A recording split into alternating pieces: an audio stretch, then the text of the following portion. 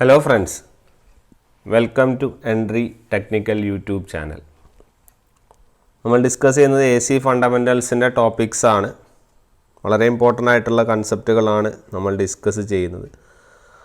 അതിൻ്റെ ക്വസ്റ്റ്യൻ സീരീസാണ് നമ്മൾ നോക്കിക്കൊണ്ടിരുന്നത്. ഓക്കെ, അപ്പോൾ അതിലെ ഒരു പാർട്ടും കൂടി നമുക്ക് അതിൽ ആവശ്യമായിട്ട് വരുന്നുണ്ട്.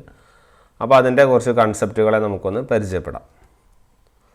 അപ്പോൾ അതിൽ വരുന്ന അടുത്ത ഒരു ക്വസ്റ്റ്യൻ ആണ്, what is the value of resistance having impedance of 50 ohm connected across A 240 volt at 0.8 power factor. ഇപ്പോൾ ചോദ്യം റെസിസ്റ്റൻസ് ആണ് അവർ ചോദിച്ചിരിക്കുന്നത്. ഓക്കെ, ഇംപെഡൻസ് ഇസഡും നമുക്ക് എന്ത് ചെയ്തിട്ടുണ്ട്, അവർ തന്നിട്ടുണ്ട്. ഓക്കെ, പവർ ഫാക്ടറും തന്നിട്ടുണ്ട്. അപ്പം വേറെ കൺഫ്യൂഷൻസ് ഒന്നും വരാനില്ല. പവർ ഫാക്ടർ എന്ന് ഉടനടി പവർ ഫാക്ടറിൻ്റെ ഫോർമുല അങ്ങ് എഴുതി വയ്ക്കുക, R/Z. അപ്പോൾ അതെത്രയാണ്, 0.8 ആണ്. ദാറ്റ് ഈസ് ഈക്വൽ ടു 6 ആണ് നമുക്ക് ഫൈൻഡ് ഔട്ട് ചെയ്യേണ്ടത്. Z എന്ന് പറഞ്ഞാൽ എത്രയാണ്, 50 ആണ്. അപ്പോൾ 6 എന്ന് പറയുന്നത് 50 × 0.8. 50 × 0.8 എന്ന് പറയുമ്പോൾ 50 × 8/10 അല്ലേ, ദാറ്റ് മീൻസ് 5 × 8, ഉത്തരം 40. മനസ്സിലായി? ഇതിൽ വേറെ കൺഫ്യൂഷനൊന്നുമില്ല. നമുക്ക് കൺസെപ്റ്റുകളൊക്കെ നമ്മളിപ്പോൾ ഓൾറെഡി പഠിച്ചു, എല്ലാ കൺസെപ്റ്റുകളും പഠിച്ചിട്ടുണ്ട്. ഇനി അതിൽ വേറെ കൺഫ്യൂഷൻസിൻ്റെ ഒരു കാര്യവും വരുന്നില്ല.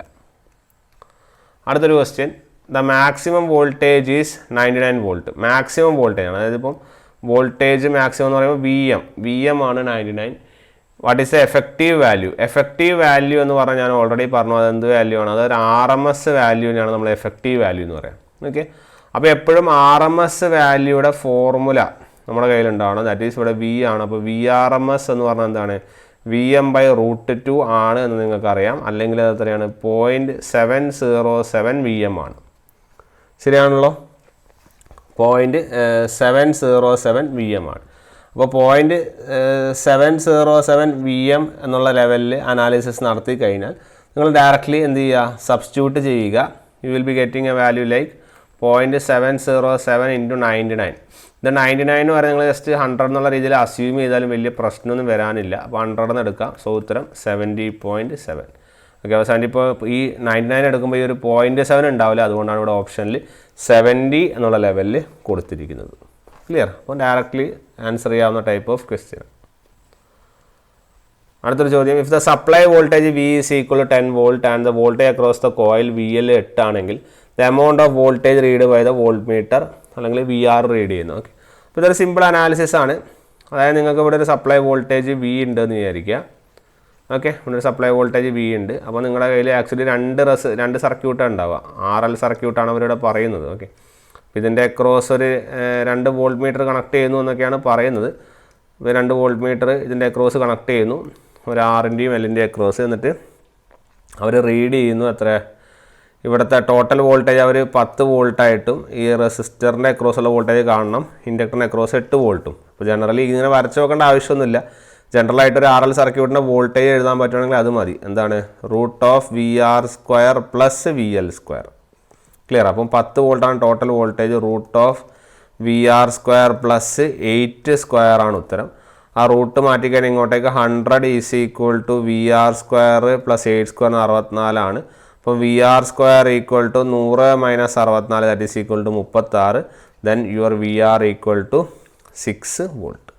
ഓക്കെ, അപ്പോൾ അങ്ങനെ നിങ്ങൾക്ക് നിങ്ങളുടെ റെസിസ്റ്ററിന് അക്രോസ് കാണുന്ന വോൾട്ടേജ് എന്ന് പറഞ്ഞാൽ 6 വോൾട്ട് ആണെന്നുള്ള ലെവലിൽ നമുക്ക് അനലൈസ് ചെയ്യാം. ക്ലിയർ? വളരെ ഈസി ആയിട്ടുള്ള ആൻസർ. അടുത്തത് capacity reactance of a capacity varies with. ഇതാണ് നമ്മൾ തൊട്ട് മുന്നേ പഠിച്ചത്. Capacitor is inversely proportional to your frequency. Straight analysis ഉണ്ടല്ലേ, അതൊന്ന് ഓർത്തുകൊണ്ട് പോവാം. അടുത്തത് കറണ്ട് IR IT ആണ് അല്ലേ, circuit is equal to IT എത്രയാണെന്ന് അവരെ ചോദിക്കുന്നത്. ഓക്കെ, അപ്പോൾ ഇതും വളരെ കൂളായിട്ട് ലഭിക്കാവുന്ന ഒരു ഉത്തരമാണ്. ഇതൊരു R സർക്യൂട്ടാണെന്ന് വിചാരിക്കും, ഇതൊരു L സർക്യൂട്ടാണെന്ന് വിചാരിക്കും. ഇവിടെ വോൾട്ടേജ് ഉണ്ട്. അപ്പോൾ ഈ IT എത്രയാണ് ചോദിക്കുന്നത്. അപ്പോൾ ഡയറക്റ്റ്ലി നിങ്ങൾ വിചാരിക്കും ഇത് 8 + 4 14 ആണെന്ന്. പക്ഷേ അങ്ങനെയല്ല അത് ചെയ്യേണ്ടത്. കാരണം രണ്ട് ഡിഫറെൻറ്റ് എലമെൻറ്റുകളാണ്. അപ്പോൾ 2 ഡിഫറെൻറ്റ് എലമെൻറ്റുകളാണെങ്കിൽ നിങ്ങൾ നേരത്തെ എങ്ങനെയാണ് വോൾട്ടേജ് ചെയ്തത് അതേപോലെ തന്നെ √IR + IL² ചെയ്യേണ്ടി വരും. ക്ലിയർ? അപ്പോൾ √IR ആണ് നിങ്ങളുടെ 8², നിങ്ങളുടെ IL എന്ന് പറയുന്നത് എത്രയാണ് 6 സ്ക്വയർ ആണ്. സോ ഉത്തരം വിൽ ബി √64 + 36. സോ √100.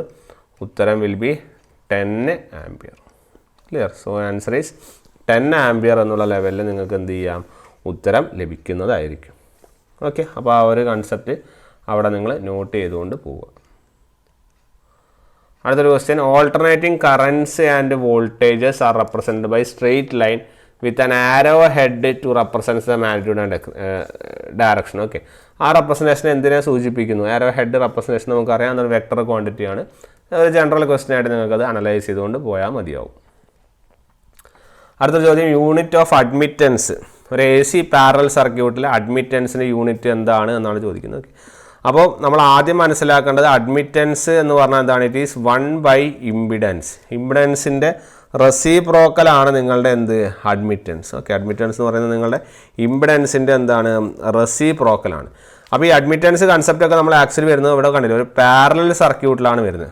ഒരു AC പാരലൽ സർക്യൂട്ടിലാണ് ജനറലി ഈ പറഞ്ഞ അഡ്മിറ്റൻസിൻ്റെ കൺസെപ്റ്റുകൾ മൊത്തം കയറി വരുന്നത്. ഓക്കെ, അപ്പോൾ ജനറലി നമുക്ക് പാരലൽ സർക്യൂട്ടിൻ്റെ കുറച്ച് ഫിനോമിനകൾ നമുക്ക് അതിൻ്റെ കൂടെ ആഡ് ചെയ്യാം. അപ്പോൾ ഇവിടുത്തെ ഉത്തരം എന്താണ്? 1/ ഇംപിഡൻസ് എന്ന് പറഞ്ഞാൽ ഓം ആണ്. That is equal two ohm inverse. Om inverse അല്ലെങ്കിൽ നമുക്ക് എന്ത് പറയാം, മോ എന്നുള്ള ലെവലിൽ പറയാം. ഓക്കെ, മോ എന്നുള്ള ലെവലിൽ നമുക്ക് എന്ത് ചെയ്യാം, അവിടെ അനാലിസിസ് നടത്താം. അപ്പോൾ ഈ പാരലൽ സർക്യൂട്ടിൻ്റെ കൺസെപ്റ്റിൽ നമുക്ക് കംപ്ലീറ്റ് എല്ലാ കൺസെപ്റ്റുകളൊന്നും നമുക്ക് എന്തെങ്കിലും ചെയ്യാൻ വേണ്ടി പറ്റില്ല. കാരണം അത്രയും വാസ്റ്റ് ആയിട്ടുള്ള ഒരു സർക്യൂട്ടാണ് ഈ പറയുന്ന പാരലൽ സർക്യൂട്ട്. ഓക്കെ, അപ്പോൾ ഈ പാരലൽ സർക്യൂട്ടിനെ ബേസ് ചെയ്തുകൊണ്ട് കുറച്ച് കാര്യങ്ങൾ, ഈ അഡ്മിറ്റൻസ് വന്നതുകൊണ്ട് തന്നെ എങ്ങനെയാണ് അഡ്മിറ്റൻസിൻ്റെ കമ്പോണൻറ്റുകൾ വരുന്നത് എന്നുള്ള കാര്യം മാത്രം ഞാനൊന്ന് പറയാം. ഓക്കെ, അപ്പോൾ അതായത് നിങ്ങളുടെ അഡ്മിറ്റൻസ് എങ്ങനെ വരുന്നതെന്ന് പറഞ്ഞു കഴിഞ്ഞാൽ, യു കൺസിഡർ ആൻ RL സർക്യൂട്ടുകൾ. ഓക്കെ, RL സർക്യൂട്ടുകളിലെ ഒരു RL സീരീസ് സർക്യൂട്ടാണെന്ന് വിചാരിക്കാം. ഒരു RL സീരീസ് സർക്യൂട്ട് നിങ്ങളുടെ Z ഈസ് റെപ്രസെൻറ്റഡ്, ജനറൽ റെപ്രസെൻറ്റേഷനാണ്. R + JXL എന്നാണ് നമ്മൾ റെപ്രസെൻറ്റ് ചെയ്യുക. That means Z equal to എന്താണ്? √R² + XL². ഇങ്ങനെയാണ് നമുക്കത് ലഭിക്കുന്നത്. ക്ലിയർ? സിമിലർലി നിങ്ങളൊരു RC സീരീസ് സർക്യൂട്ടാണ് എടുക്കുന്നതെന്ന് വിചാരിക്കുക.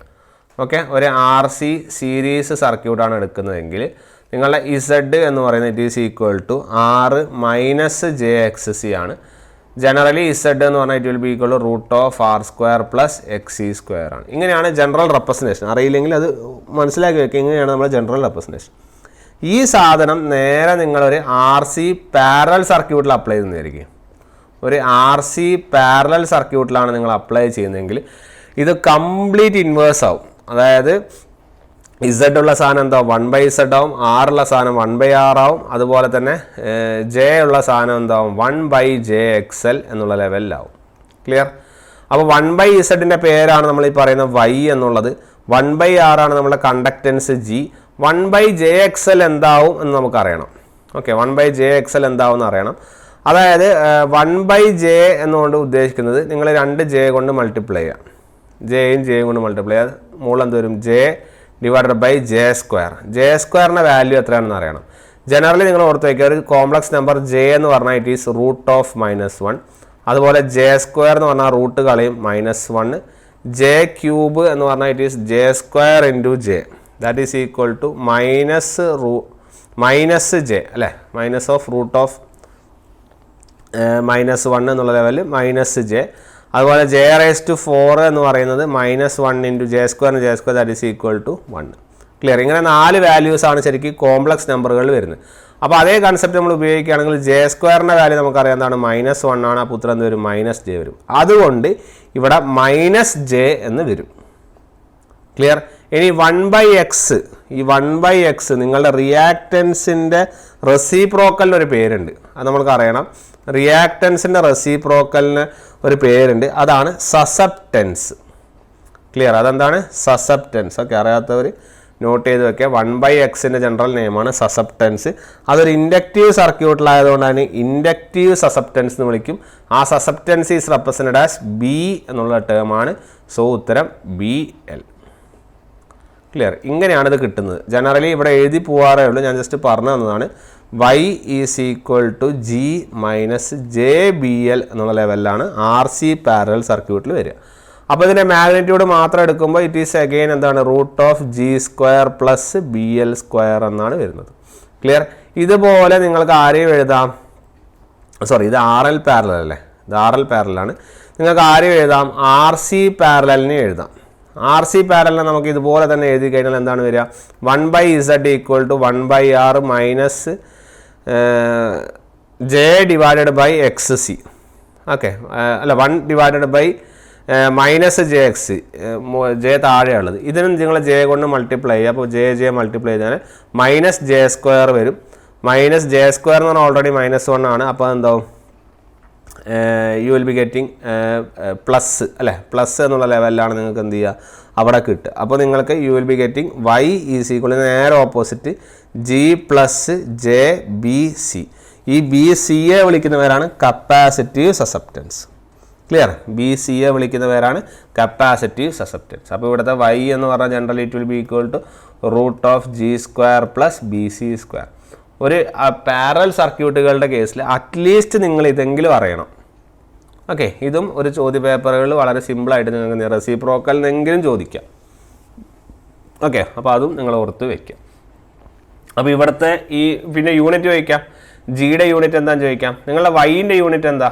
y എന്ന് പറഞ്ഞാൽ 1/z ആണ്. 1/z എന്ന് പറഞ്ഞാൽ ഓം ഇൻവേഴ്സ് ആണ്, അല്ലെങ്കിൽ നമ്മൾ അതിനെ മോ എന്ന് വിളിക്കാം, അല്ലെങ്കിൽ സീമൻ എന്ന് വിളിക്കാം. അപ്പോൾ വൈൻ്റെ യൂണിറ്റ് സീമൻ ആണെന്ന് വിചാരിക്കാം. ഓക്കെ, ജീൻ്റെ യൂണിറ്റോ? ജീൻ്റെ യൂണിറ്റ് അത് തന്നെയല്ലേ, കാരണം 1/r എന്ന് പറഞ്ഞാൽ റെസിസ്റ്റൻസ് തന്നെയല്ലേ, ഓം ഇൻവേഴ്സ് തന്നെയല്ലേ. അപ്പോൾ ഇതും എന്താണ്, സീമൻ ആണ്. ഈ ബീൻ്റെ യൂണിറ്റോ? ബി എന്ന് പറഞ്ഞാൽ എക്സിന് ഇൻവേഴ്സ് അല്ലേ, എക്സ് എന്ന് പറഞ്ഞാൽ ഓം അല്ലേ, അപ്പോൾ അത് വീണ്ടും ഓം ഇൻവേഴ്സ്. സോ ഉത്തരം ബി.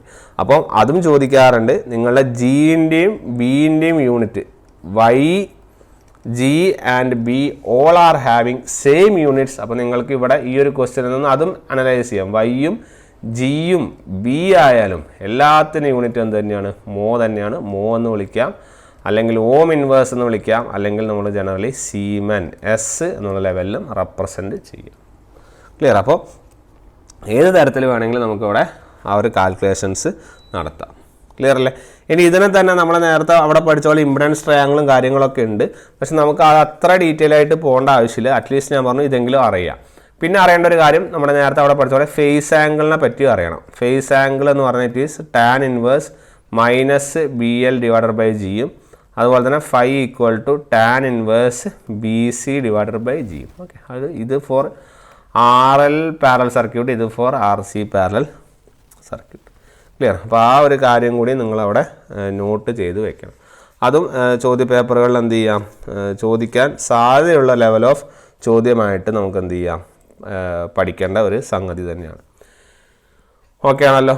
അപ്പോൾ അതൊന്ന് നോട്ട് ചെയ്തുകൊണ്ട് പോകാം. അടുത്തൊരു ചോദ്യം, circuit has an impedance of 22 Om.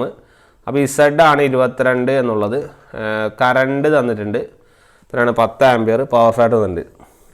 Apparent പവറാണ് ചോദിക്കുന്നത്. അപ്പാരൻ്റ് പവർ യൂണിറ്റ് എന്താണ്, KVA. ജനറലി എന്താണ്, VA എന്ന് പറഞ്ഞാൽ എന്താണ്, V × I.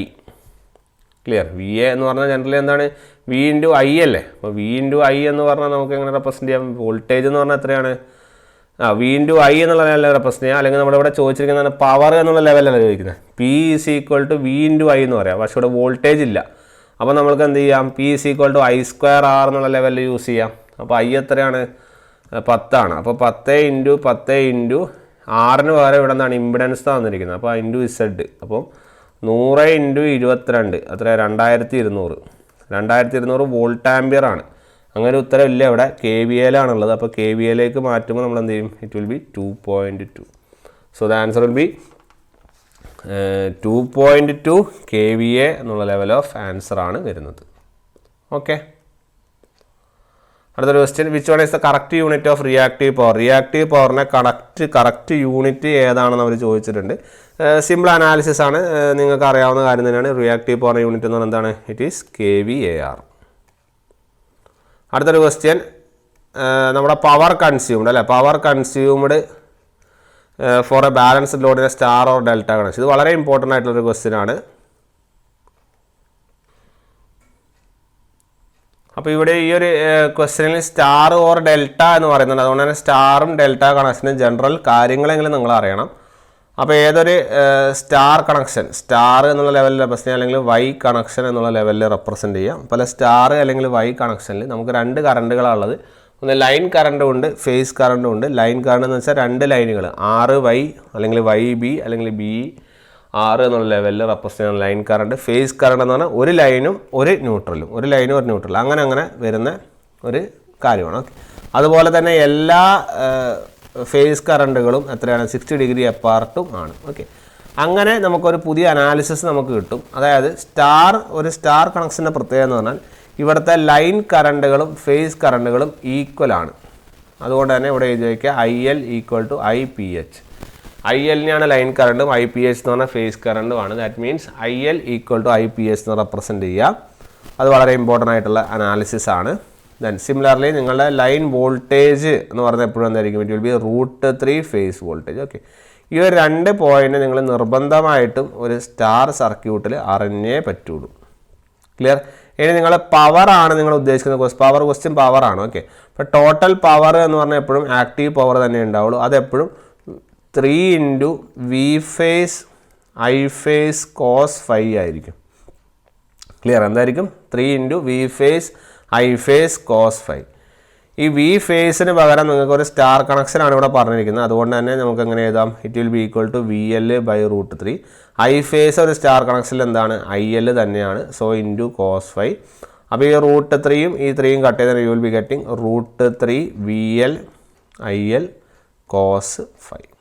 ക്ലിയർ? ഈ ഒരു പ്രോബ്ലം അല്ലെങ്കിൽ ഈ ഒരു ഇക്വേഷൻ നിങ്ങളുടെ കയ്യിൽ വേണം. അപ്പോൾ രണ്ട് തരത്തിൽ നിങ്ങൾക്ക് എഴുതാം. ഒന്നുകിൽ നിങ്ങൾ 3 V phase I phase cos φ എന്നുള്ള ലെവലിൽ പവർ റെപ്രസെൻ്റ് ചെയ്യാം. അല്ലെങ്കിൽ നിങ്ങൾക്ക് എന്ത് ചെയ്യാം? റെപ്രസെൻ്റ് ചെയ്യാം √3 VL IL cos φ എന്നുള്ള ലെവലിൽ നിങ്ങൾക്ക് എന്ത് ചെയ്യാം? റെപ്രസെൻ്റ് ചെയ്യാം. അതും വളരെ ഇമ്പോർട്ടൻ്റ് ആയിട്ടുള്ളൊരു പോയിൻ്റ് ആണ്. ഇതുപോലെ തന്നെയുള്ളൊരു കണക്ഷനാണ് ഡെൽറ്റ കണക്ഷൻ. ഡെൽറ്റയെ നമ്മളിങ്ങനെ റെപ്രസെൻ്റ് ചെയ്യാം. ഇവരുടെ പ്രത്യേകത, നേരത്തെ ലൈൻ കറണ്ടും ഫേസ് കറണ്ടും ആണ് ഈക്വൽ എങ്കിൽ ഇവിടെ ലൈൻ വോൾട്ടേജും ഫേസ് വോൾട്ടേജും ആണ് ഈക്വൽ. ഇവിടുത്തെ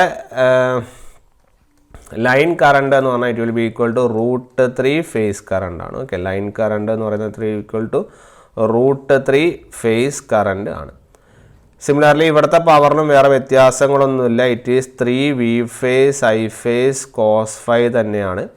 അപ്പോൾ നിങ്ങൾ നേരത്തെ ചെയ്ത പോലെ നിങ്ങളുടെ V ഫേസിന് പകരം നിങ്ങൾ VL സബ്സ്റ്റിറ്റ്യൂട്ട് ചെയ്യുക. I ഫേസിന് പകരം IL/√3 സബ്സ്റ്റിറ്റ്യൂട്ട് ചെയ്ത് കഴിഞ്ഞാലും നിങ്ങൾക്ക് വേറെ മാറ്റങ്ങളൊന്നും വരുന്നില്ല. Again the formula is √3 VL IL cos φ.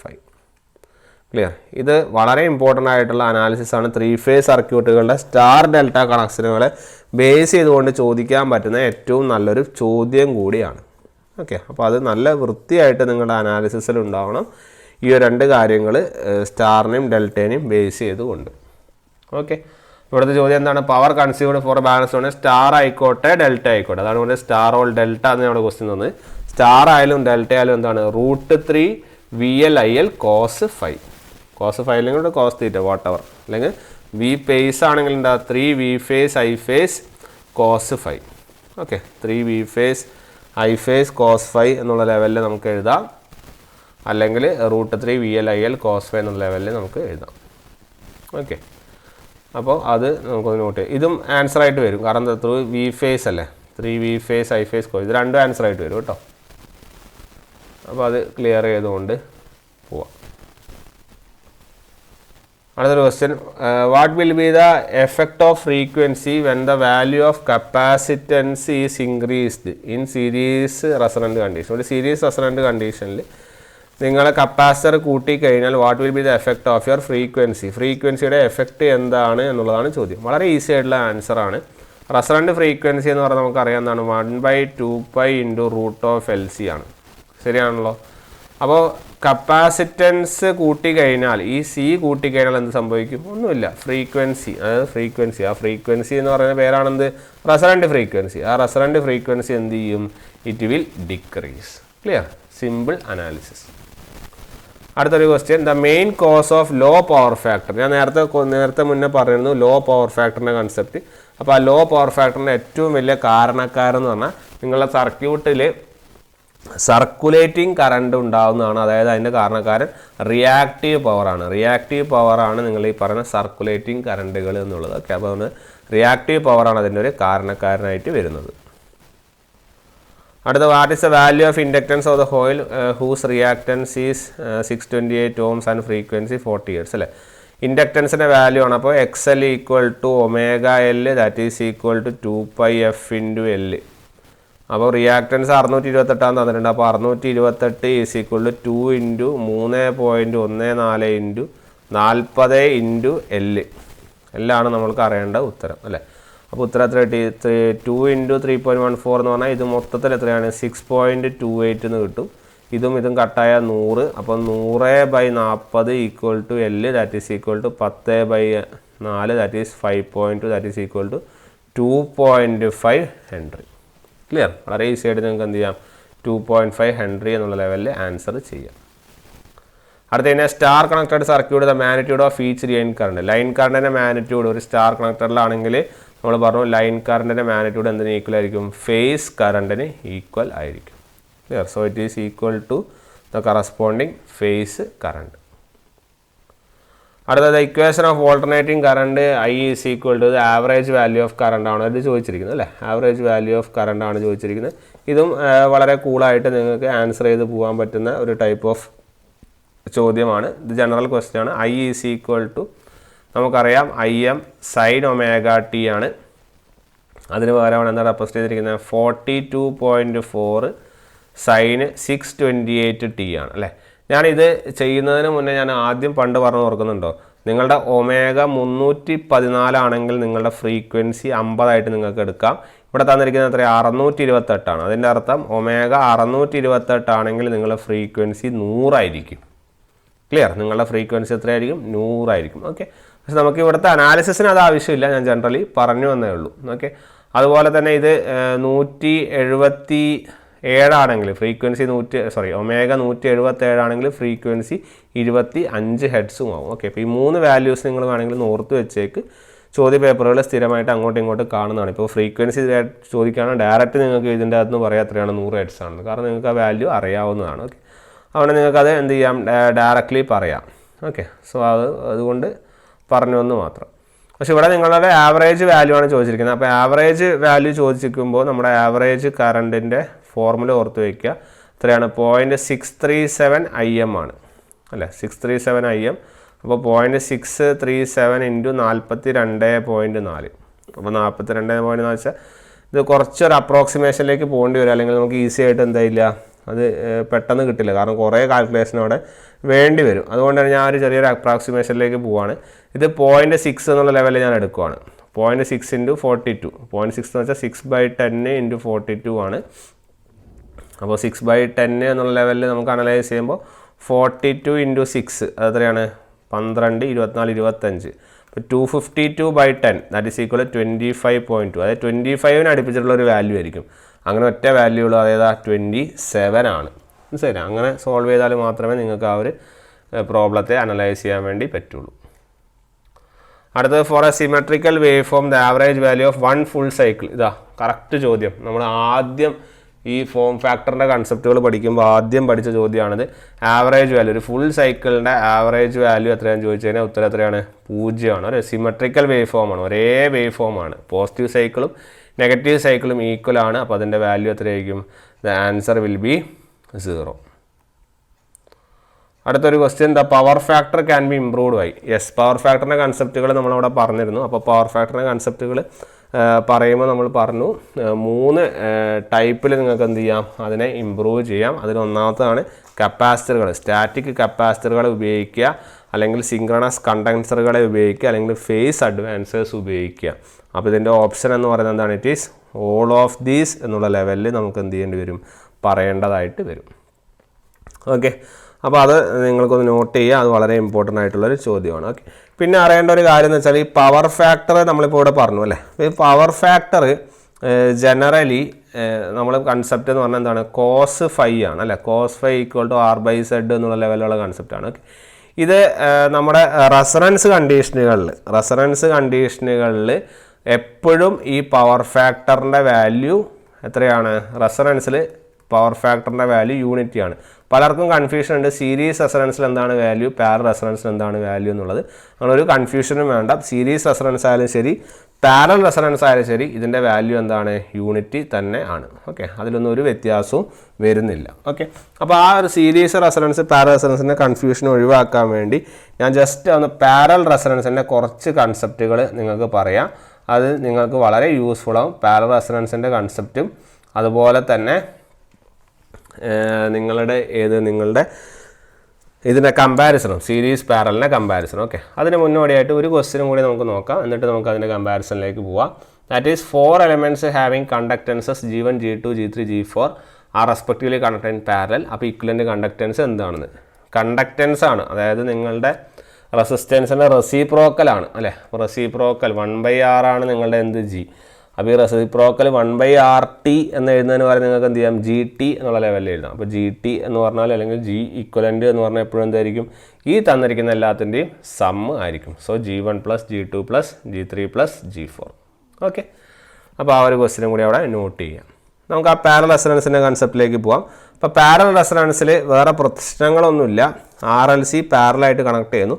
Parallel റെസൊണൻസിൻ്റെ actual condition എന്ന് പറഞ്ഞാൽ it is IC - IL sin φL = 0. ഈ ഒരു കണ്ടീഷൻ എന്നാണ് പോകുന്നത്. അതായത് നിങ്ങളുടെ reactive component of line current 0 എന്നുള്ളതാണ് അതിൻ്റെ കണ്ടീഷൻ. ഓക്കെ, കണ്ടീഷൻ വേണമെങ്കിൽ എഴുതി വയ്ക്കാം. Reactive component of line current = 0. ഇതാണ് condition. Okay, reactive component of line current = 0. അതായത് റിയാക്റ്റീവ് കമ്പോണൻ്റ് ആണ് ഈ IC അല്ലെങ്കിൽ കപ്പാസിറ്ററും ഇൻഡക്ടറും ഒക്കെ എന്താണ്, റിയാക്റ്റീവ് കമ്പോണൻറ്റുകളാണ്. അവരുടെ കമ്പോണൻറ്റിനെ സം എന്തായിരിക്കും, ഇറ്റ് വിൽ ബി = 0 എന്നുള്ള ലെവൽ ഓഫ് അനാലിസിസ് ആണ്. ഓക്കെ, അപ്പോൾ അങ്ങനെ കുറച്ച് കാൽക്കുലേഷനുകൾ നടത്തി അത് കഴിഞ്ഞിട്ട് നമ്മൾ അതിൻ്റെ അകത്ത് നിന്ന് XL XCക്കും ഒരു ഇക്വേഷൻ കിട്ടും. അതായത് XL XC = ZL² എന്നൊരു ഇക്വേഷൻ കിട്ടും. ഓക്കെ, ZL² എന്ന ഇക്വേഷൻ കിട്ടും. അപ്പോൾ XL XC ഒക്കെ നമ്മൾ സബ്സ്റ്റിറ്റ്യൂട്ട് ചെയ്യും. ഇത് വേണമെങ്കിൽ നിങ്ങൾക്ക് ഓർത്ത് വയ്ക്കാം കേട്ടോ. അതായത് പാരലൽ റെസൊണൻസിൽ ഇങ്ങനെയാണ് ഇക്വേഷൻ വരുന്നത്. XL XC = ZL² എന്ന്. അങ്ങനെ നിങ്ങൾക്ക് അത് രണ്ട് ഇക്വേറ്റ് ചെയ്ത് അത് കഴിഞ്ഞ് പാരലൽ റെസൊണൻസിൻ്റെ ഫ്രീക്വൻസി FR എന്ന് പറഞ്ഞ് നിങ്ങൾക്ക് വേറൊരു ഇക്വേഷൻ കിട്ടും. അത് നമ്മുടെ സീരീസ് റെസൊണൻസിൽ നിന്ന് കുറച്ചൊരു വ്യത്യാസപ്പെട്ട ഒരു ഇക്വേഷനാണ്. അതുകൊണ്ട് നോട്ട് ചെയ്യാം. 1/2π√1/LC -R² ഓക്കെ, ഈ ഒരു ഇക്വേഷൻ നിങ്ങൾക്കൊന്ന് നോട്ട് ചെയ്ത് വയ്ക്കാം. റെസൊണൻ്റ് ഫ്രീക്വൻസിയെ ബേസ് ചെയ്തുകൊണ്ടുള്ളൊരു ഇക്വേഷനാണ്. ഓക്കെ, ഇത് ഏത് റെസൊണൻസിലെ, പാരലൽ റെസൊണൻസിൻ്റെ ഇക്വേഷൻ.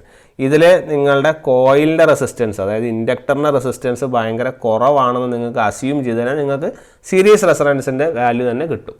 ഓക്കെ, അതായത് കോയിൽ റെസിസ്റ്റൻസ് വളരെ കുറവാണെന്നുള്ള ലെവലിൽ അസ്യൂം ചെയ്ത് കഴിഞ്ഞാൽ നിങ്ങൾക്ക് എന്ത് ചെയ്യാം, 1/2π√LC എന്നുള്ള ലെവലിൽ നിങ്ങൾക്ക് ഉത്തരം കിട്ടുന്നതായിരിക്കും. ഓക്കെ, നമുക്ക് അതിലേക്ക് പോകേണ്ട ആവശ്യമില്ല, അതുകൊണ്ട് തന്നെ നമ്മളത് അനലൈസ് ചെയ്യുന്നില്ല. ഓക്കെ, ഇനി നമ്മൾ അടുത്തൊരു വളരെ ഇമ്പോർട്ടൻറ്റ് കൺസെപ്റ്റ് ഈ പാരലൽ റെസൊണൻസിൻ്റെ ഇംപെഡൻസിൻ്റെ കൺസെപ്റ്റാണ്. ഓക്കെ, ഇംപെഡൻസ് ഒക്കർ ചെയ്യാൻ നമ്മൾ ഈ പറയുന്ന ലൈൻ കറണ്ടിനെ ഞാൻ ജനറലി IR എന്നാണ് എടുക്കുന്നത്. That is = IL cos φL എന്ന് നമ്മൾ എടുക്കും. അങ്ങനെ നിങ്ങൾ സബ്സ്റ്റിറ്റ്യൂട്ട് ചെയ്ത് കഴിഞ്ഞാൽ നിങ്ങൾക്ക് ഇംപെഡൻസ് ഒരു ഇക്വേഷൻ കിട്ടും. That is = ZR = L/CR. ഇത് വളരെ ബ്യൂട്ടിഫുൾ ആൻഡ് വളരെ ഇമ്പോർട്ടൻ്റ് ഇക്വേഷനാണ്. റെസൊണൻസ് ഈ പാരലൽ റെസൊണൻസിലെ ഇംപെഡൻസിൻ്റെ ഇക്വേഷനാണ് L/CR എന്നുള്ളത്. ഈ ഇംപെഡൻസിന് ഒരു പേരും കൂടി ഉണ്ട്. That is = dynamic impedance. Clear? ഈ ഇംപെഡൻസിൻ്റെ പേരാണെന്ത്, ഡൈനാമിക് ഇംപെഡൻസ്. ഡൈനാമിക് ഇംപെഡൻസ് എന്ന് പറയാം, അല്ലെങ്കിൽ അതെന്താണ്, ഇതിനെ ഇക്വലൻ്റ് ഇംപെഡൻസ് എന്ന് വിളിക്കാം. Okay, so it is = L/CR. ഈ പാരലൽ റെസൊണൻസിലെ ഈ L/CRൻ്റെ പ്രത്യേകത എന്താണെന്ന് പറഞ്ഞു കഴിഞ്ഞാൽ, നമ്മൾ കഴിഞ്ഞ ക്ലാസ്സുകളിൽ നമ്മുടെ സീരീസ് റെസൊണൻസിൽ പഠിച്ചിരുന്നു നിങ്ങളുടെ ഇംപെഡൻസ് മിനിമം ആണെന്ന് പഠിച്ചിരുന്നു, അതുപോലെ തന്നെ കറണ്ട് മാക്സിമം ആണെന്ന് പഠിച്ചിരുന്നു. പക്ഷേ ഇവിടെ അങ്ങനെയല്ല. എപ്പോഴും, അതായത് നിങ്ങളുടെ ഇവിടെ 3 വാല്യൂകൾ വരുന്നുണ്ട്. L വരുന്നുണ്ട്, C വരുന്നുണ്ട്, R വരുന്നുണ്ട്. ഈ Lൻ്റെയും Cയുടെയും വാല്യൂ എപ്പോഴും ഭയങ്കര കൂടുതലായിരിക്കും. അതുകൊണ്ട് തന്നെ നിങ്ങളുടെ L/Cയുടെ വാല്യൂ അല്ല, Lഉം Cൻ്റെയും അല്ല, ഈ L/Cയുടെ വാല്യൂ എപ്പോഴും വളരെ ലാർജർ വാല്യൂ ആയിരിക്കും. അതുകൊണ്ട് തന്നെ നിങ്ങളുടെ ഇംപെഡൻസ് ZR എപ്പോഴും എന്തായിരിക്കും എന്ന് പറഞ്ഞാൽ it will B A maximum value. Clear? നിങ്ങളുടെ ഇമ്പിഡൻസ് ഡൈനാമിക് ഇമ്പിഡൻസ് പറഞ്ഞപ്പോഴും എന്തായിരിക്കും? ഒരു മാക്സിമം വാല്യൂ ആയിരിക്കും. അപ്പോൾ അങ്ങനെ ഇമ്പിഡൻസ് മാക്സിമം ആണെങ്കിൽ നിങ്ങളുടെ കറണ്ട് എന്തായിരിക്കും എപ്പോഴും? Yes, current will be always minimum. ഈ ഒരു 2 ചോദ്യം നിങ്ങൾക്ക് പാരലൽ റെസൊണൻസിൽ നിന്ന് എക്സ്പെക്റ്റ് ചെയ്യാം. ക്ലിയർ? അപ്പോൾ ഇമ്പിഡൻസ് മാക്സിമം, കറണ്ട് എന്താണ്? മിനിമം. ഓക്കെ ആണല്ലോ? അത് വളരെ ഇമ്പോർട്ടൻ്റ് ആയിട്ടുള്ള ഒരു ഫാക്ടറാണ്. അത് ചോദ്യങ്ങളിൽ വരുന്ന ഒരു കൺസെപ്റ്റും കൂടിയാണ്. ഓക്കെ, ഇനി ഈ ഇമ്പിഡൻസ് സീരീസ് ആയാലും പാരലൽ ആയാലും ഒരു പുതിയൊരു ഫാക്ടർ നമുക്ക് വരുന്നുണ്ട്. ഓക്കെ, അതിൻ്റെ പേരാണ് ക്യൂ ഫാക്ടർ എന്നുള്ളത്. ക്യൂ ഫാക്ടർ, ഇതിനെ ക്വാളിറ്റി ഫാക്ടർ എന്ന് വിളിക്കും. ഓക്കെ, ക്യൂ ഫാക്ടർ അല്ലെങ്കിൽ നമ്മളിതിനെ എന്ത് വിളിക്കും? ക്വാളിറ്റി ഫാക്ടർ എന്ന്. ഈ ക്വാളിറ്റി ഫാക്ടറിൻ്റെ പ്രത്യേകത എന്താ അറിയോ? നിങ്ങളൊരു സീരീസ് സർക്യൂട്ടാണ് എടുക്കുന്നതെങ്കിൽ ഈ ക്വാളിറ്റി ഫാക്ടറിൻ്റെ ഫോർമുല എന്ന് പറഞ്ഞാൽ it is VL or VC divided by VR ആണ്. അതായത് voltage across your inductor or voltage across your capacitor divided by നിങ്ങളുടെ ലൈൻ വോൾട്ടേജ് അല്ലെങ്കിൽ നിങ്ങളുടെ റെസിസ്റ്റൻസിന് അക്രോസ് ഉള്ള വോൾട്ടേജ്. ഇനി ഇതൊരു പാരലൽ സർക്യൂട്ടാണ് എടുക്കുന്നതെങ്കിൽ നിങ്ങളുടെ ക്യൂ ഫാക്ടറിൻ്റെ ഫോർമുലയിൽ ചെറിയൊരു ചേഞ്ച് ഉണ്ട്. That is the circulating current between your ILO അല്ലെങ്കിൽ ICO divided by IR. Clear? അപ്പം ഒരു കറണ്ടിനെ, അതായത് നിങ്ങളുടെ ക്വാളിറ്റി ഫാക്ടർ നിങ്ങളുടെ ഇൻഡക്ടറിൻ്റെയോ അല്ലെങ്കിൽ കപ്പാസിറ്ററിൻ്റെ അക്രോസ് ഉള്ള വോൾട്ടേജിനെ കൂട്ടണമെങ്കിൽ നിങ്ങൾ എങ്ങനെ കണക്ട് ചെയ്യണം? നിങ്ങളുടെ സീരീസ് സർക്യൂട്ടുകൾ നിങ്ങളുടെ വോൾട്ടേജിനെ കൂട്ടുന്നതിനെയാണ് നമ്മൾ എന്ത് ചെയ്യുന്നത്? ക്വാളിറ്റി ഫാക്ടർ എന്ന് പറയുന്നത്. അപ്പോൾ ക്വാളിറ്റി ഫാക്ടറിൻ്റെ ഒരു ഗുണം എന്താണെന്ന് പറഞ്ഞു കഴിഞ്ഞാൽ സീരീസ് സർക്യൂട്ടുകളിൽ ഏത് ക്വാണ്ടിറ്റിയെ മാഗ്നിഫൈ ചെയ്യുമെന്ന് ചോദിച്ചു കഴിഞ്ഞാൽ U KL B magnifying voltage. കാരണം നിങ്ങളൊരു ക്യൂ ഫാക്ടർ കൊണ്ട് അതിനെ മൾട്ടിപ്ലൈ ചെയ്യുന്നുണ്ട്. നിങ്ങൾക്ക് VL അല്ലെങ്കിൽ VC ആണ് കിട്ടേണ്ടതെങ്കിൽ ആ VL അല്ലെങ്കിൽ VC കിട്ടണമെങ്കിൽ നിങ്ങൾ ഏത് ഫാക്ടർ കൊണ്ട് മൾട്ടിപ്ലൈ ചെയ്യും? Q × VR കൊണ്ട് മൾട്ടിപ്ലൈ ചെയ്യും. അതായത് അതെന്തിനെ മാഗ്നിഫൈ ചെയ്യും? വോൾട്ടേജിനെ മാഗ്നിഫൈ ചെയ്യും. അതുപോലെ ഒരു പാരലൽ സർക്യൂട്ടിൻ്റെ പ്രത്യേകത എന്താണ്? നിങ്ങൾ IL ഓർ IC, അതായത് കറണ്ടിനെയാണ് നിങ്ങൾക്ക് കൂട്ടണമെങ്കിൽ, നിങ്ങൾക്ക് കറണ്ടിനെ മാഗ്നിഫൈ ചെയ്യണമെങ്കിൽ നിങ്ങൾക്ക് ഏത് സർക്യൂട്ട് യൂസ് ചെയ്താൽ മതി? ഒരു പാരലൽ സർക്യൂട്ട് യൂസ് ചെയ്താൽ മതി. ആ പാരലൽ സർക്യൂട്ട് മാഗ്നിഫൈ വേണ്ടി നമ്മുടെ കറണ്ടിനെ കൂട്ടാൻ വേണ്ടി നമ്മൾ ഉപയോഗിക്കുന്ന ടേമാണെന്ത്? Quality factor Q. ക്ലിയർ? അപ്പോൾ അത് വളരെ ഇമ്പോർട്ടൻ്റ് ആണ്. ഒരു പാരലൽ സർക്യൂട്ടിൽ, സാധാ സർക്യൂട്ടല്ല, പാരലൽ റെസൊണൻസ് സർക്യൂട്ടിൽ നിങ്ങൾ ഏത് ക്വാണ്ടിറ്റിയെ മാഗ്നിഫൈ ചെയ്യുന്നു എന്ന് ചോദിച്ചു കഴിഞ്ഞാൽ ഏത് ക്വാണ്ടിറ്റിയാണ്? കറണ്ടിനെയാണ് മാഗ്നിഫൈ ചെയ്യുന്നത്. ക്ലിയർ? അതുപോലെ ഇത് VL ബൈ VR ഒക്കെ അനലൈസ് ചെയ്തുകൊണ്ട് ഒരു ജനറൽ ഫോർമുല ഉണ്ട് Qന്, that is equal to XL by R. Okay, ഇതൊന്ന് നോട്ട് ചെയ്യാം. വേറൊരു ഫോർമുലയും കൂടെ ഉണ്ട്, അത് കുറച്ചും കൂടി വേറെ അനാലിസിസ് നടത്തിയിട്ട് കിട്ടുന്നതാണ് 1/R × √L/C. അപ്പോൾ ഈ ഒരു 3 ഫോർമുലകൾ നിങ്ങൾക്ക് ആർക്ക് നോട്ട് ചെയ്ത് വയ്ക്കാം? ക്വാളിറ്റി ഫാക്ടർ നോട്ട് ചെയ്ത് വയ്ക്കാം. XL ബൈ R അല്ലെങ്കിൽ 1/R × √L/C. ക്ലിയർ? അപ്പോൾ ഈ സീരീസ് റെസൊണൻസിൻ്റെയും പാരലൽ റെസൊണൻസിൻ്റെയും ഒരു ജനറൽ കമ്പാരിസൺ ഞാൻ വേണമെങ്കിലൊന്ന് പറഞ്ഞു തരാം. അത് വളരെ ഇമ്പോർട്ടൻ്റ് ആയിട്ട് നിങ്ങൾക്ക് പരീക്ഷയ്ക്ക് എന്ത് ചെയ്യാം? യൂസ്ഫുൾ ആയിട്ട് വരും. അപ്പോൾ ഇവിടെ ഞാനിവിടെ പർട്ടിക്കുലേഴ്സ് എന്നുള്ള ലെവലിൽ എഴുതാം. ഇത് സീരീസ് റെസൊണൻ്റ് സർക്യൂട്ടും ഇതെന്താണ്? ഇത് പാരലൽ റെസൊണൻ്റ് സർക്യൂട്ടുമാണ്. ഈ ടേബിൾ കോളം നിങ്ങൾ കൃത്യമായി നോട്ട് ചെയ്യുക. ഇതിൻ്റെ അകത്ത് ഒരുപാട് ചോദ്യങ്ങൾ എന്ത് ചെയ്യാം? ചോദിക്കാൻ സാധ്യതയുണ്ട്. ഓക്കെ, ഫസ്റ്റത്തെ ടേം എന്ന് പറഞ്ഞാൽ ഇമ്പിഡൻസ് ആണ്. ഓക്കെ, ഇമ്പിഡൻസ് ആണ്. ഒരു സീരീസ് സർക്യൂട്ടിലെ ഇമ്പിഡൻസ് എന്താണ്? ഒരു സീരീസ് സർക്യൂട്ടിലെ ഇമ്പിഡൻസ് എന്ന് പറഞ്ഞാൽ ഇറ്റ് ഈസ് മിനിമം ആണെന്ന് മാത്രമല്ല വാല്യൂ ഉണ്ട്, that is equal to Z = R. ഒരു പാരലൽ സർക്യൂട്ടിൽ ഇമ്പിഡൻസ് എന്ന് പറഞ്ഞാൽ എപ്പോഴും എന്തായിരിക്കും? മാക്സിമം ആയിരിക്കും. ആ വാല്യൂ ഉണ്ട്, that is equal to L/CR. ഇതിന് പേര് തന്നെയുണ്ട്. എന്താണ് അതിൻ്റെ പേര്? ഇതിൻ്റെ പേര് ഈസ് ഡൈനാമിക് ഇമ്പിഡൻസ്. ക്ലിയർ? ഇനി രണ്ടാമത്തെ ഒരു സർക്യൂട്ടാണ് രണ്ടാമത്തെ ഒരു കണ്ടൻ്റാണ് നിങ്ങളുടെ കറണ്ടിൻ്റെ പ്രത്യേകത എന്താ? ഒരു സീരീസ് സർക്യൂട്ടിൽ കറണ്ട് ഇമ്പിഡൻസ് മിനിമം ആണെങ്കിൽ കറണ്ട് മാക്സിമം ആയിരിക്കും. പാരലൽ സർക്യൂട്ടിൽ ഇമ്പിഡൻസ് മാക്സിമം ആണെങ്കിൽ കറണ്ട് എപ്പോഴും എന്തായിരിക്കും? മിനിമം ആയിരിക്കും. അതുപോലെ തന്നെ റെസൊണൻ്റ് ഫ്രീക്വൻസി FRൻ്റെ ഫോർമുല സീരീസ് സർക്യൂട്ടിൽ 1/2π√LC ആണെങ്കിൽ ഇവിടുത്തെ ഫോർമുല 1/2π × √1/LC - R²/L² എന്നുള്ളതാവും. ഇനി അടുത്തത് പവർ ഫാക്ടർ. ഇത് ചോദ്യങ്ങൾ സ്ഥിരമായിട്ട് വരുന്നതാണ്. പവർ ഫാക്ടർ സീരീസ് ആയിക്കോട്ടെ പാരലൽ ആയിക്കോട്ടെ നമ്പർ 2 ആയാലും ഉത്തരം എന്ത് തന്നെയാണ്? യൂണിറ്റി തന്നെ ആണ്. ക്ലിയർ? അതുപോലെ അഞ്ചാമത്തെ ഒരു ഫാക്ടർ എന്ന് പറഞ്ഞാൽ നിങ്ങളുടെ ക്വാളിറ്റി ഫാക്ടറാണ്, ക്യൂ ഫാക്ടർ. ക്യൂ ഫാക്ടറിൽ XL/R തന്നെയാണ് രണ്ടെണ്ണത്തിൻ്റെയും ഫോർമുല. ഇനി അടുത്തൊരു ഫാക്ടറാണ് ഈ സാധനം എന്തിനെയാണ് മാഗ്നിഫൈ ചെയ്യുന്നത് എന്നുള്ള ചോദ്യം ചോദിക്കാം. It magnifies your voltage. Series സർക്യൂട്ടിൽ മാഗ്നിഫൈ ചെയ്യുന്ന വോൾട്ടേജിനെ പാരലൽ സർക്യൂട്ടിൽ ആരെ മാഗ്നിഫൈ ചെയ്യുന്നു? കറണ്ടിനെ മാഗ്നിഫൈ ചെയ്യുന്നു. ഇത് വളരെ ഇമ്പോർട്ടൻ്റ് ആയിട്ടുള്ള ഒരു ടേബിളാർ കോളമാണ്, വളരെ ഇമ്പോർട്ടൻ്റ് ആയിട്ടുള്ള ഒരു അനാലിസിസും കൂടിയാണ്. ഓക്കെ, ഇനി വേറൊരു വളരെ ഇമ്പോർട്ടൻ്റ് ആയിട്ടുള്ള ഒരു അനാലിസിസ് ഉണ്ട്. അതൊരു എക്സ്ട്രാ പോയിൻ്റ് ആയിട്ട്, ഒരു ആഡപ്പ് പോയിൻ്റ് ആയിട്ട് നിങ്ങൾക്ക് എന്ത് ചെയ്യാം, അത് നോട്ട് ചെയ്ത് വെക്കാം. അതായത് നിങ്ങളുടെ F<FR ആണെങ്കിൽ, അതായത് നിങ്ങൾക്കുള്ള ഒരു ഫ്രീക്വൻസി നിങ്ങളുടെ റെസണൻ്റ് ഫ്രീക്വൻസിയേക്കാൾ കുറവാണെങ്കിൽ ഒരു സീരീസ് റെസണൻ്റ് സർക്യൂട്ട് എന്തായിട്ട് ആക്ട് ചെയ്യും എന്ന് ചോദിക്കാം. ഓക്കെ, അപ്പോൾ ഓർത്ത് വയ്ക്കുക, നിങ്ങളൊരു F<FR ആണെങ്കിൽ ഒരു series resonant circuit will be acting as a capacitive circuit. അതുപോലെ F<FR ആണെങ്കിൽ ഒരു പാരലൽ റെസണൻ്റ് സർക്യൂട്ട് എന്തായിട്ട് ആക്ട് ചെയ്യുന്നത് ചോദിച്ചാൽ ഇറ്റ് വിൽ ബി ആക്ടിങ്, അല്ലെങ്കിൽ ആ circuit will be acting as inductive. Similarly if F is greater than FR ആണെങ്കിൽ നിങ്ങളൊരു സീരീസ് റെസണൻ്റ് സർക്യൂട്ട് എന്തായിട്ട് ആക്ട് ചെയ്യുന്നത് വെച്ചാൽ അത് ഇൻഡക്റ്റീവ് സർക്യൂട്ടായിട്ടാണ് ആക്ട് ചെയ്യുക. സിമിലർലി ഒരു പാരലൽ റെസണൻ്റ് സർക്യൂട്ട് എന്തായിട്ട് ആക്ട് ചെയ്യുന്നത് വെച്ചാൽ ഒരു കപ്പാസിറ്റീവ് സർക്യൂട്ടായിട്ട് ആക്ട് ചെയ്യും. ക്ലിയർ? ഇതും വളരെ ഇമ്പോർട്ടൻ്റ് ആയിട്ട് അനാലിസിസ് ആണ്. ചോദ്യ പേപ്പറുകളിൽ സ്ഥിരമായിട്ട് ഈ ഒരു ചോദ്യവും കണ്ടുവരുന്നുണ്ട്. ഓക്കെ, FR ആണെങ്കിൽ സീരീസ് കപ്പാസിറ്റീവും F FR ആണെങ്കിൽ സീരീസ് കപ്പാസിറ്റീവും പാരലൽ ഇൻഡക്റ്റീവും, F FR ആണെങ്കിൽ സീരീസ് ഇൻഡക്റ്റീവും പാരലൽ എന്താണ്, കപ്പാസിറ്റീവും ആണ്. ക്ലിയർ? അപ്പോൾ ആ ഒരു കൺസെപ്റ്റ് ക്ലിയർ ആയി എന്ന് വിചാരിക്കുന്നു. ഓക്കെ, അപ്പോൾ ഇത്രയും കാര്യങ്ങളാണ് നമുക്ക് ഈ AC ഫണ്ടമെൻ്റൽസ് റിലേറ്റ് ചെയ്തുകൊണ്ട് പഠിക്കാനുള്ളത്. ഓക്കെ, AC ഫണ്ടമെൻ്റൽസിലെ ഓൾമോസ്റ്റ് എല്ലാ കൺസെപ്റ്റുകളും നമ്മൾ പഠിച്ചിട്ടുണ്ട്. ഇനി വളരെ റെയർ ആയിട്ടുള്ളത് മാത്രമേ ഉണ്ടാവുള്ളത് ക്വസ്റ്റ്യൻ വേറെ ഏതെങ്കിലും ഒരു സെഷനിൽ നമുക്ക് എന്ത് ചെയ്യാം, ഡീൽ ചെയ്യാവുന്നതാണ്. ഇപ്പോൾ ഓൾമോസ്റ്റ് എല്ലാ കൺസെപ്റ്റുകളും നമ്മൾ എന്ത് ചെയ്തിട്ടുണ്ട്, AC ഫണ്ടമെൻ്റലിനെ റിലേറ്റ് ചെയ്തുകൊണ്ട് ചെയ്തിട്ടുണ്ട്. ഓക്കെ, ഇനി നമുക്ക് അടുത്തൊരു ടോപ്പിക്കുമായിട്ട് നമുക്കൊരു പുതിയ സെഷനിൽ കാണാം. Okay then, thank you.